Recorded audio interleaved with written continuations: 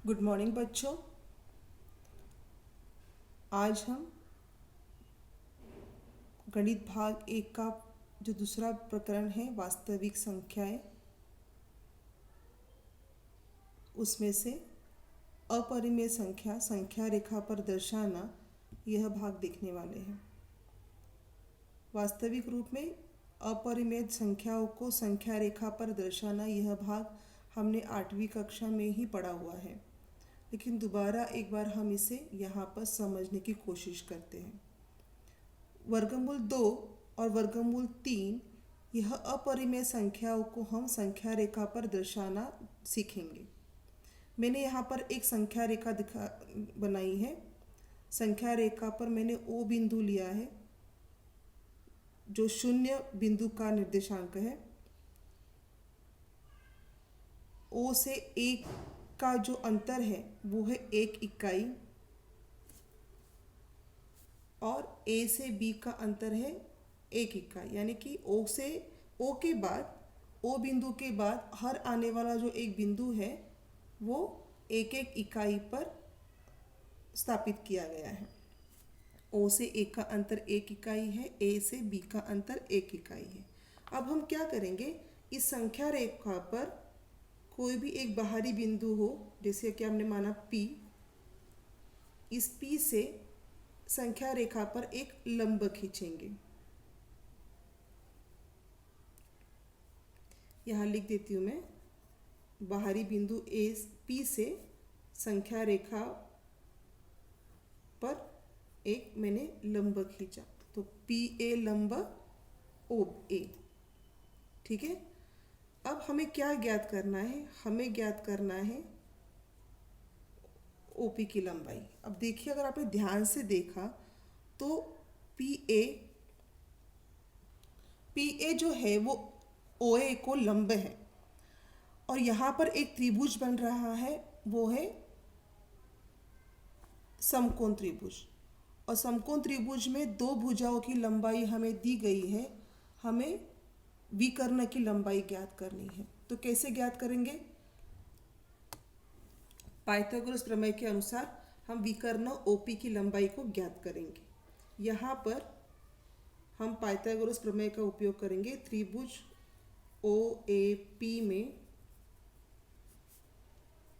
Major कोण OAP बराबर कितना है? 90 अंश। यहाँ पर ये 90 अंश बन रहा है।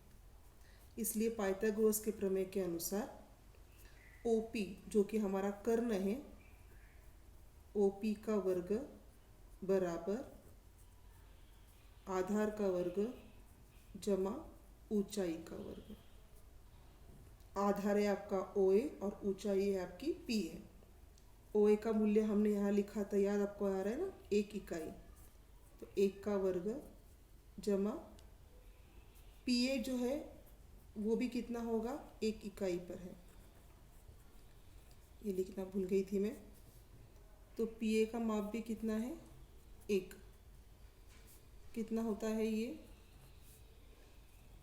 2। तो OP वर्ग का मूल्य कितना आया? 2।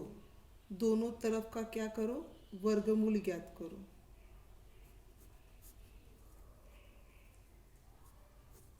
OP का वर्गमूल ज्ञात किया, तो इसका भी क्या हो जाएगा? वर्गमूल। दोनों तरफ हमने वर्गमूल ज्ञात करना है। तो किसी भी संख्या के वर्ग का वर्गमूल कितना होता है? वही संख्या, यानी OP। OP का वर्ग कितना आया? वर्गमूल 2। तो यहाँ पर आपका जो कर्ण है OP वो कितना आया? वर्गमूल 2। अब इस वर्गमूल 2 ये क्या है? इस त्रिभुज का विकर्ण है।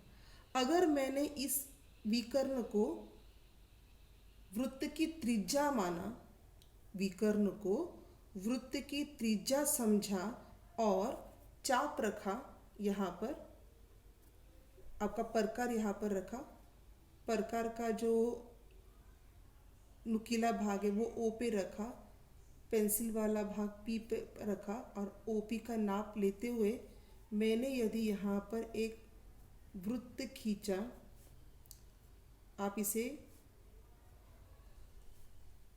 किस प्रकार से खींचोगे? प्रकार से खींचोगे। तो यहाँ पर ये वृत्त जहाँ पर संख्या रेखा को आकर स्पर्श करता है उस बिंदु को मैं नाम दे देती हूँ सी। तो ये जो सी बिंदु है, ये सी बिंदु किस संख्या का निर्देशांक है? यह सी बिंदु, देखो यहाँ पर ओपी का जो माप है वो है वर्गमूल 2। ओपी वृत्त की त्रिज्या है, तो ओसी भी क्या हो गई? उस वृत्त की त्रिज्या ही है। यदि ओपी का माप वर्गमूल 2 है तो ओसी का माप भी कितना होगा? वर्गमूल 2 ही होगा। इसलिए यहाँ पर सी का निर्देशांक क्या है? वर्गमूल 2। इस प्रकार से आप क्या करोगे? संख्या रेखा पर आपने वर्गमूल 2 यह अपरिमेय संख्या दर्शाई। समझ में आ रही है बात? इस प्रकार से आपने क्या कर दी? वर्गमूल 2 यह संख्या रेखा पर दर्शाई। तो आप यहाँ लिख दो OP बराबर OC। कारण क्या है? वृत्त की त्रिज्या।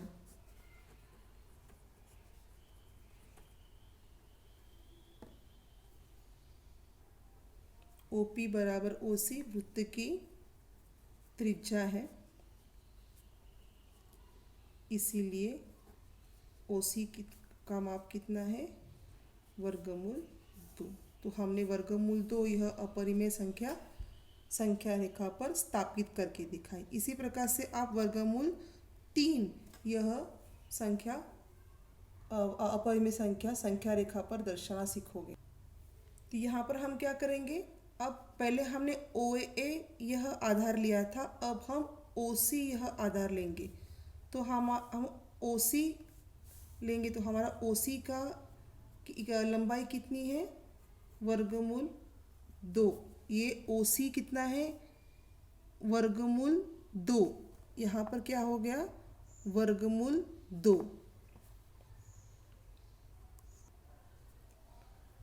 OC पर, यहाँ पर C पर मैंने एक लंब खींचा। यहाँ पर ले लो Q बिंदु ले लो, तो QC कितना हो गया? 1 इकाई। अब त्रिभुज कौन सा बन गया आपका? त्रिभुज OCQ। त्रिभुज OCQ में मेजर कोण OCQ बराबर 90 अंश। ठीक है, इसलिए पाइथागोरस के प्रमेय के अनुसार अब हमें क्या फाइंड आउट करना है? हमें निकालना है OQ। OQ का वर्ग बराबर OC का वर्ग जमा CQ का वर्ग। OC कितना है आपका? वर्गमूल 2 का वर्ग जमा CQ कितना है आपका? 1 का वर्ग। वर्गमूल 2 का वर्ग कितना आता है? 2 जमा 1 का वर्ग 1। उत्तर कितना आया? 3।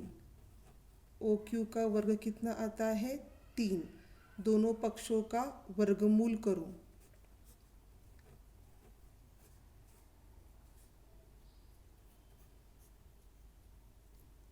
OQ के वर्ग का वर्गमूल कितना आया? OQ वर्गमूल 3 जैसा था वैसा। OQ किधर है? ये हो गया आपका OQ। कितना हो गया OQ का माप? वर्गमूल 3। अब मैं क्या करूँगी? पहले के जैसे ही वर्गमूल 3 जो OQ है उसे वृत्त की त्रिज्या मानकर मैंने यहाँ पर एक वृत्त खींचा और वो वृत्त यहाँ पर आकर संख्या रेखा को स्पर्श करता है। जितना नाप OQ का है उतना ही नाप यहाँ पर आने वाले इस नए बिंदु का, इसको हम D नाम दे देते हैं, OD का है। तो अगर यदि OQ बराबर OD, ये दोनों क्या है? वृत्त की त्रिज्या। वृत्त की क्या है? यह त्रिज्या है।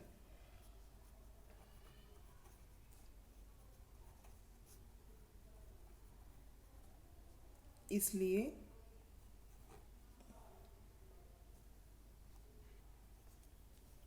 ओडी कितना हो गया आपका वर्गमूल 3। इस प्रकार से हमने वर्गमूल 2 और वर्गमूल 3 यह दोनों अपरिमेय संख्याएं संख्या रेखा पर दर्शाना सीखी। यह हमारे 8वीं कक्षा में सीखा हुआ था। हम दोबारा इसको आज एक बार समझ रहे हैं, समझने की कोशिश कर रहे हैं। अब जिस प्रकार से हमने देखा कि C जो है वो वर्गमूल 2 है और D क्या है वर्गमूल 3 है, तो उसी प्रकार से हमने यहाँ पर भी एक बिंदु ले लिया जिसको हम लेते चलो A'। अगर ये 1 सेंटीमीटर है तो A' कितना होगा -1। O से A की लंबाई अंतर है 1 सेंटीमीटर, तो O से A' की लंबाई कितनी होगी या अंतर कितना होगा -1। O से C है वर्गमूल 2, तो O से C' कितना होगा वर्गमूल 2। O से D यदि है वर्गमूल 3, तो O से D' कितना होगा वर्गमूल 3। O से B का अंतर है 2, तो O से B' का अंतर कितना होगा -2। समझ में आई बात आपको? इस प्रकार से आप धन संख्याएं, धन परिमेय और अपरिमेय संख्या और ऋण परिमेय और अपरिमेय संख्याएं संख्या रेखा पर दर्शा सकते हो। इसके बाद हम एक अप्रत्यक्ष उपपत्ति देखने वाले हैं। ये बहुत ही इम्पोर्टेंट है। वर्गमूल 2 यह अपरिमेय संख्या है, इसे हमें सिद्ध करना है। पहले समझ लो कि अप्रत्यक्ष उपपत्ति का अर्थ क्या होता है। जो आपको प्रश्न पूछा गया है उस प्रश्न को सिद्ध करने के लिए या उस स्टेटमेंट को, उस वाक्य को सिद्ध करने के लिए हमें विपरीत दिशा में सोचना होता है। जैसे कि अगर मैंने आपको कहा कि एक फल आपके सामने रखा हुआ है,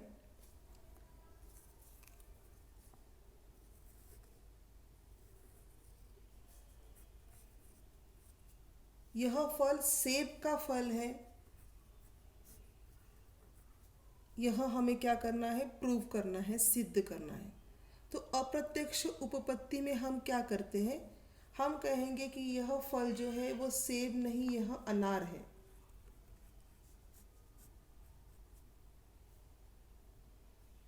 फिर अनार की विशेषताएं क्या है? अनार का रंग लाल होता है, अनार बहुबीजी है, उसमें बहुत ज़्यादा बीज होते हैं, स्वाद में वो खट्टे होते हैं, मीठे खट्टे स्वाद के होते हैं। ये अनार की विशेषता है। परंतु यह कोई भी विशेषता इस सामने दिखने वाले फल में नहीं है, इसलिए यह फल अनार का फल नहीं है। परंतु इस फल में दिखने वाली सभी विशेषताएं सेब की विशेषताएं हैं, इसलिए यह फल सेब का है। इस प्रकार से हम अप्रत्यक्ष उपपत्ति का उपयोग करके हमारे इस फल को सेब का फल है यह बताएंगे। यानी कि ये फल सेब का नहीं है, पहले आप इसको प्रूव करना सीखो। तो ये हम प्रूव नहीं कर सकते क्योंकि इसमें पाए जाने वाली जो भी गुणधर्म है वह सेब फल की है।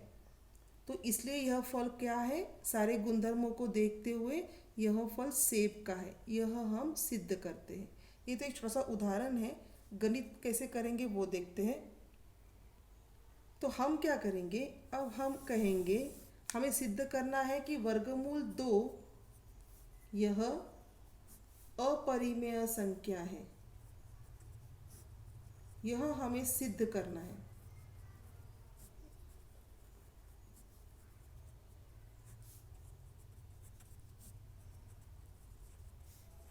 तो हम सबसे पहले कहेंगे हमारे स्टेटमेंट में कि वर्गमूल 2 यह परिमेय संख्या है।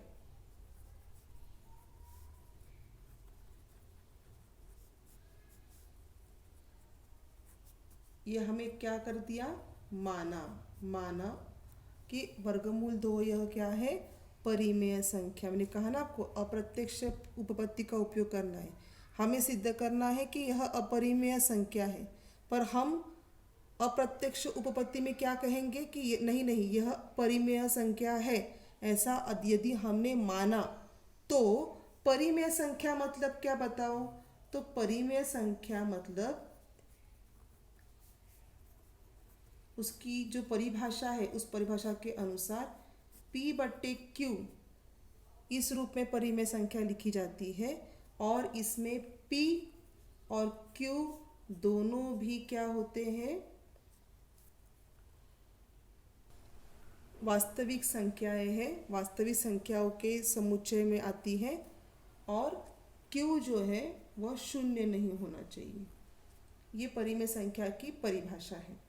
तो हम कहेंगे कि वर्गमूल 2 यदि परिमेय संख्या है तो इसी का मतलब है वर्गमूल 2 क्या होना चाहिए? P/Q के रूप में लिखा जा सकता है। यदि वो परिमेय संख्या है तो वो इस रूप में लिखा जा सकता है, इसलिए वर्गमूल 2 बराबर P/Q ये हमने लिखा। इसके अलावा यहाँ पे और एक बात ध्यान में रखो, परिमेय संख्या अगर है तो P तथा Q दोनों का जो सामान्य विभाजक है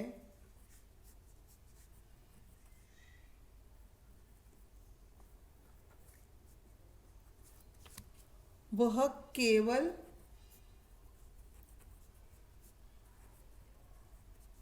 एक यह संख्या होनी चाहिए।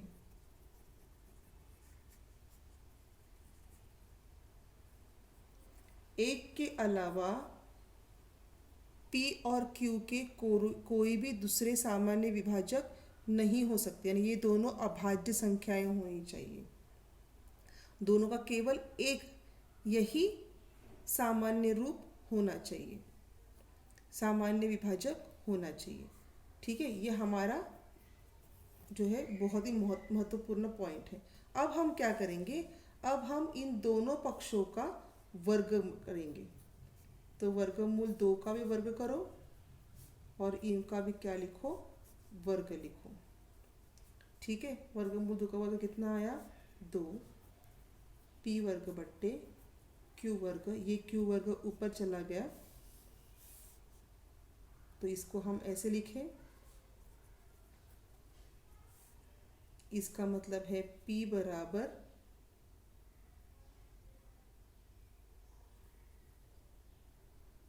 P वर्ग, यह क्या है? एक समसंख्या है। समसंख्या क्यों है?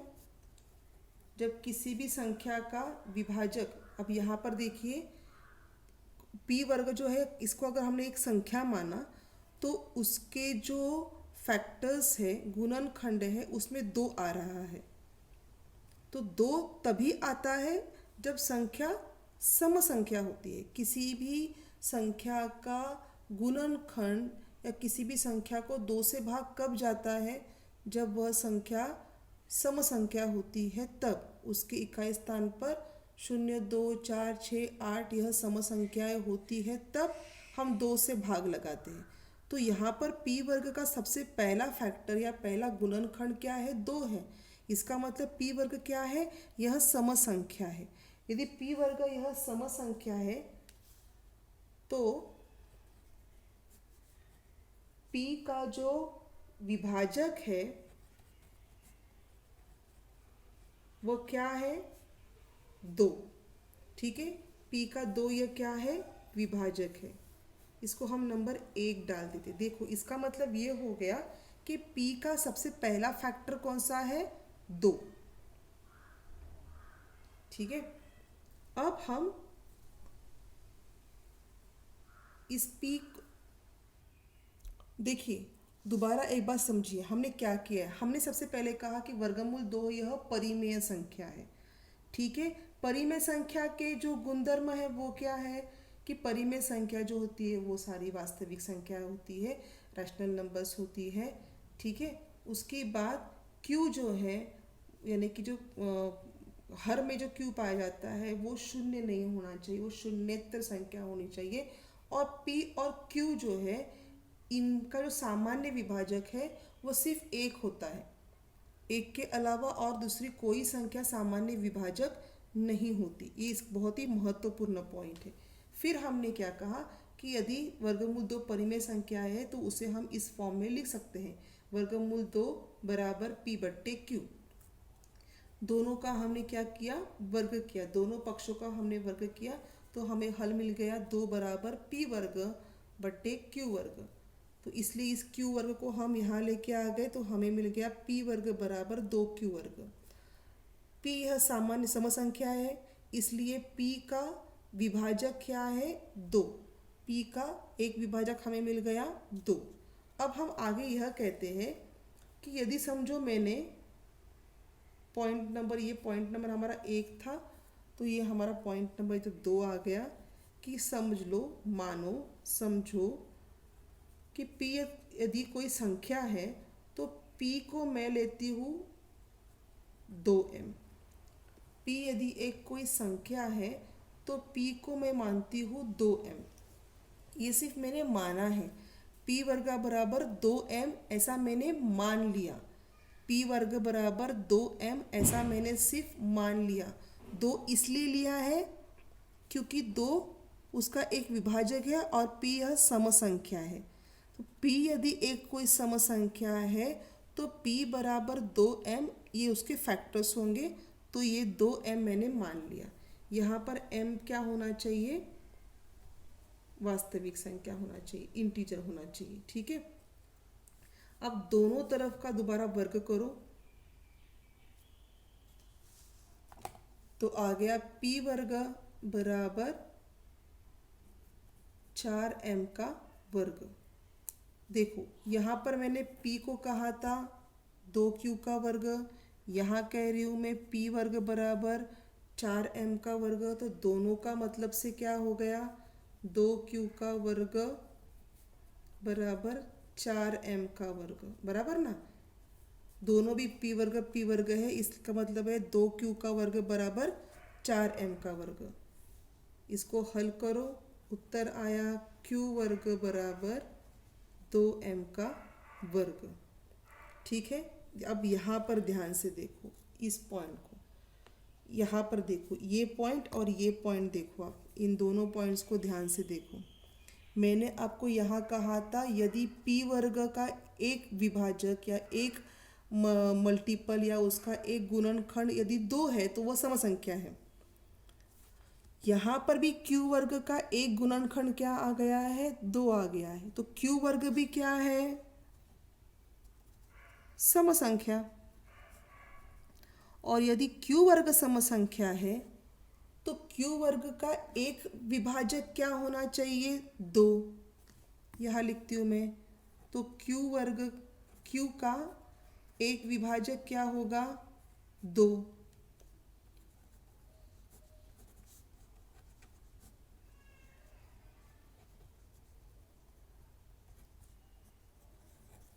परंतु ध्यान दो,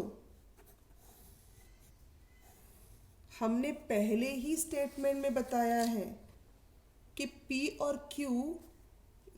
p/q अगर परिमेय संख्या है तो p और q का सामान्य विभाजक केवल एक ही संख्या हो सकता है। तो 2 यह इसके कॉमन विभाजक में या सामान्य विभाजक जो है यहाँ पर 2 आ गया है, तो 2 यह सामान्य विभाजक यदि p और q का है तो इसका मतलब p और q यह दोनों भी परिमेय संख्याएं नहीं है। क्यों नहीं है, क्योंकि हमने पहले ही कहा था कि p और q का सामान्य विभाजक क्या है, केवल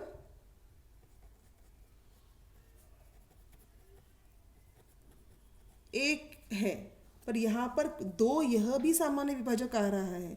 इसका मतलब p और q यह यहाँ पर अपरिमेय संख्याएं है, परिमेय संख्याएं नहीं है। तो यदि यहाँ पर देखो, दोबारा मैं लिखती हूँ, p वर्ग यह सम संख्या है ना, हमने यह सिद्ध किया। इसलिए p का विभाजक क्या था? 2। यहाँ पर हमने सिद्ध किया q वर्ग यह भी क्या है? सम संख्या है, तो q का विभाजक भी क्या आया? 2। पर यहाँ पर p और q यह परिमेय संख्या यदि है तो परिमेय संख्या में केवल एक यही सामान्य विभाजक आना चाहिए, पर यहाँ पर 2 यह भी सामान्य विभाजक आ रहा है, इसलिए p बट्टे q यह क्या है? अपरिमेय संख्या। यहाँ पर इधर इस गणित के लिए, इसलिए जो हमने पहले लिखा था कि वर्गमूल 2 बराबर p बट्टे q यह परिमेय संख्या है,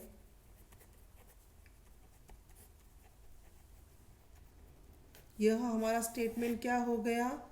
गलत हो गया। इसीलिए वर्गमूल 2 यह क्या है?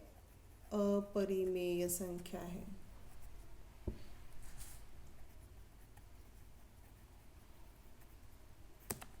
समझ में आ रहा है आपको? पहले हमने क्या बताया कि यह परिमेय संख्या है, हमने दोनों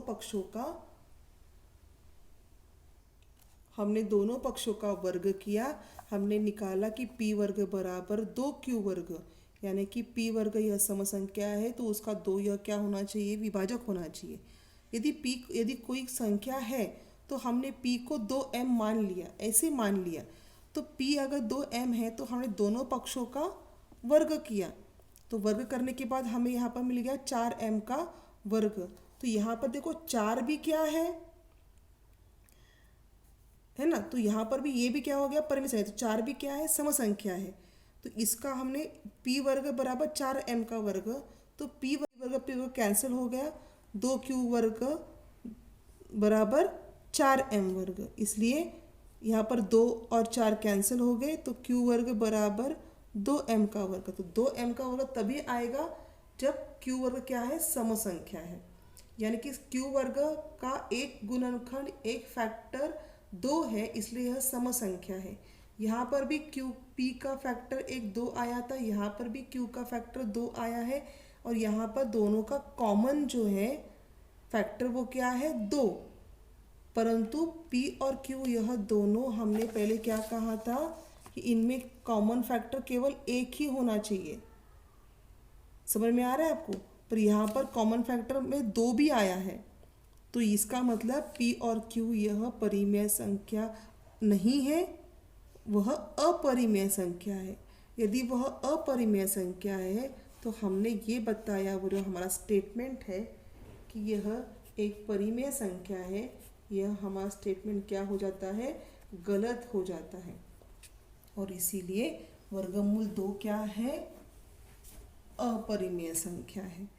ठीक है, इस गणित को हम ठीक से लिखकर मैं आपको व्हाट्सएप पे भेज दूंगी, आपने इसको ठीक से ध्यान देना है। और इसी प्रकार से वर्गमूल 2 के हिसाब से वर्गमूल 3, वर्गमूल 5, वर्गमूल 7, इनके भी अगर आपको अपरिमेय संख्या सिद्ध करो कहा गया तो सेम इसी प्रकार से करना है, और कोई प्रकार नहीं है, जो अभी मैंने बताया आपको उसी प्रकार से आप इस गणितों को लिखोगे और करोगे।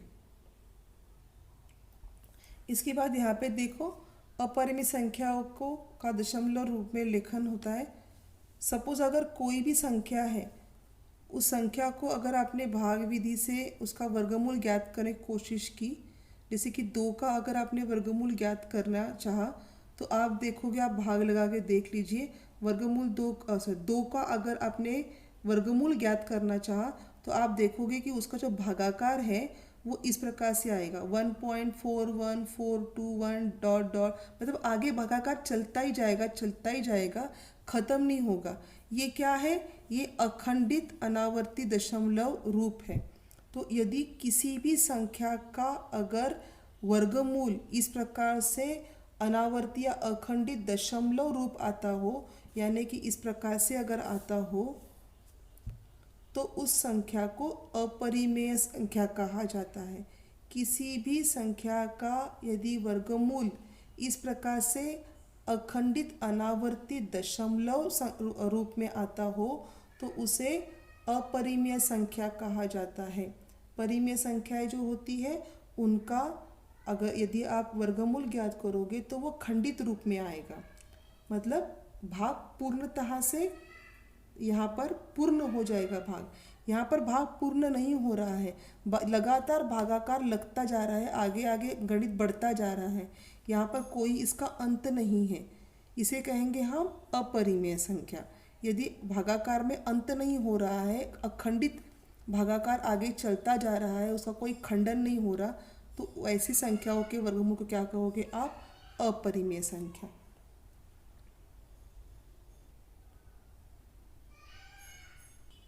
उसी प्रकार से जो पाई का मूल्य होता है वो भी एक अपरिमेय संख्या है। देखिए यहाँ पर ये बहुत इम्पोर्टेंट है, ये स्टेटमेंट आपको परीक्षा में पूछा जाएगा। पाई का लगभग मान जो होता है वो 22/7 या 3.1428, यह भी अपरिमेय संख्या ही है। ये भागाकार भी खत्म नहीं होता, अखंडित चलता रहता है। जिस प्रकार से हमने देखा कि वर्गमूल 2, वर्गमूल 3 है ना, यह अपरिमेय संख्याएं हैं।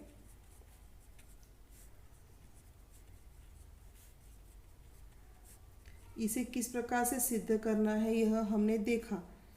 उसी प्रकार से हम देखेंगे कि यदि आपका गणित इस प्रकार से है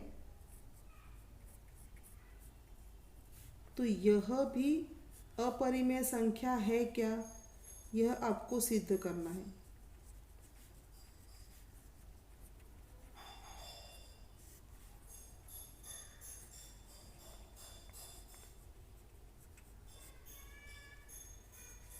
यह भी गणित आपको परीक्षा में पूछा जाता है, यह भी बहुत इम्पोर्टेंट गणित है। इस प्रकार से आने वाले सभी गणित बहुत महत्वपूर्ण है। ये दोनों भी प्रकार के गणित आपको परीक्षा में पूछे जाते हैं। यदि ये अपरिमेय संख्या है तो यदि अपरिमेय संख्या को किसी दूसरे परिमेय संख्या से अगर जमा कर दिया, घटा कर दिया, तो उससे मिलने वाली जो संख्या है वो अपरिमेय होती है क्या, यह हमें यहाँ बताना है। तो चलो शुरू करते हैं। हम पहले इसे भी हम अप्रत्यक्ष रूप में शुरू करेंगे। तो मैंने कहा कि 2 जमा वर्गमूल 3, यह यदि हमने माना यदि यह क्या है, परिमेय संख्या है।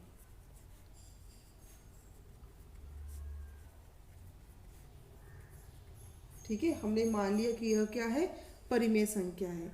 इसलिए P/Q भी क्या है, परिमेय संख्या है ना।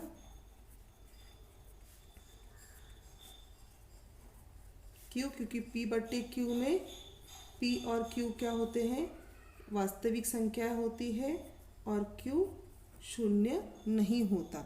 ठीक है, तो इसका मतलब मैंने कहा कि 2 जमा वर्गमूल 3, इसको मैंने परिमेय संख्या माना। P/Q यह परिमेय संख्या है, इसलिए मैं इसे अगर ऐसे लिखूं तो बराबर ना, दोनों भी क्या है, परिमेय संख्या है।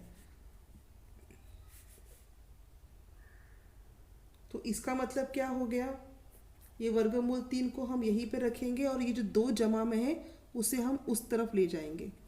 तो ये कुछ ऐसा लिखा मैंने। ठीक है, मैंने कहा ये परिमेय संख्या है, ये परिमेय संख्या है। यदि दोनों, क्योंकि परिमेय संख्या लिखने का तरीका ऐसे ही है ना, हमने परिमेय संख्या की परिभाषा सीखी है ना, तो P/Q इसी फॉर्म में, इसी स्वरूप में परिमेय संख्या लिखी जाती है। ठीक है ना, तो परिमेय संख्या का लिखने का तरीका ये है, इसलिए ये भी क्या है, परिमेय संख्या है। तो दोनों परिमेय संख्या है, तो दोनों को हमने इस प्रकार से इक्वल लिखा है ना, समीकरण के रूप में लिखा। तो ये 2 जो है वो वहाँ पे चला गया समीकरण में, तो यहाँ पे हो गया वर्गमूल 3 बराबर P/Q -2। पर हमने पहले ही उपपत्ति में सिद्ध किया है कि वर्गमूल 3 क्या है, वर्गमूल 3, परंतु वर्गमूल 3 यह अपरिमेय संख्या है।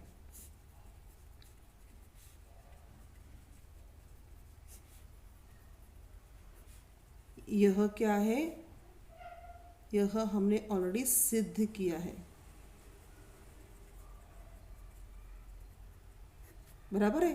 तो हमेशा याद रखो समीकरण कैसा होता है, अपरिमेय संख्या बराबर अपरिमेय संख्या, है ना।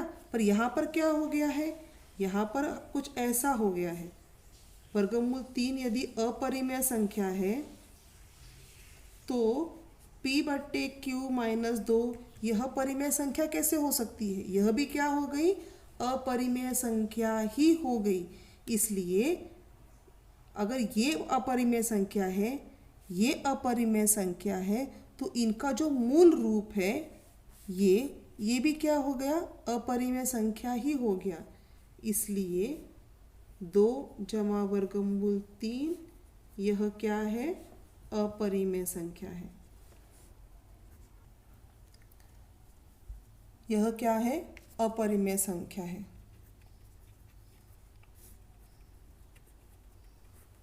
ठीक है। देखो वर्गमूल 3 यह अपरिमेय संख्या है, इसलिए ये भी क्या हो गई, अपरिमेय संख्या। अगर ये दोनों अपरिमेय संख्याएं हैं तो जो हमारा पहला वाक्य था, मूल स्टेटमेंट था हमारा, वो मूल स्टेटमेंट भी क्या हो गया, हमारा गलत हो गया। इसलिए 2 जमा वर्गमूल 3 यह क्या है, अपरिमेय संख्या है। यह हमने यहाँ पर सिद्ध किया।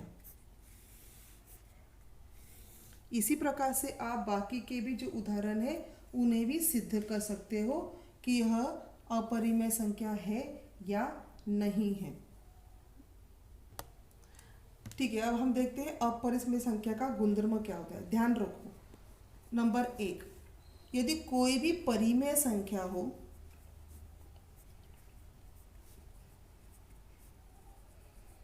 और अपरिमेय संख्या हो,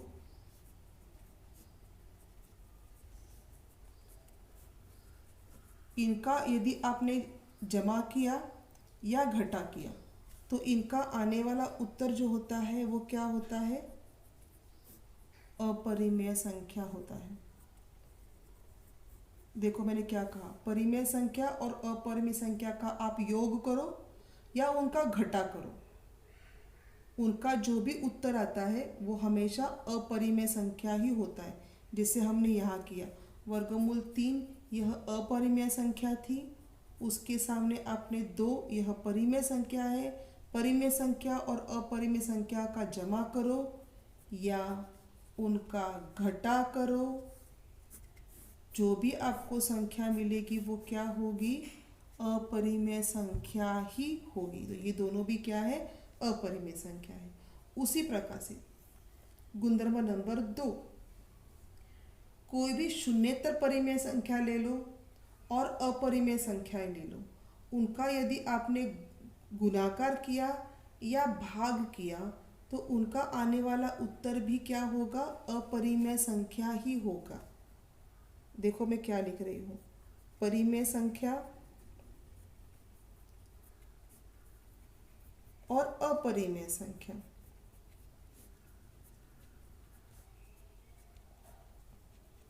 इनका आप गुणाकार करो या भाग करो, इनका जो उत्तर आएगा वो क्या होगा,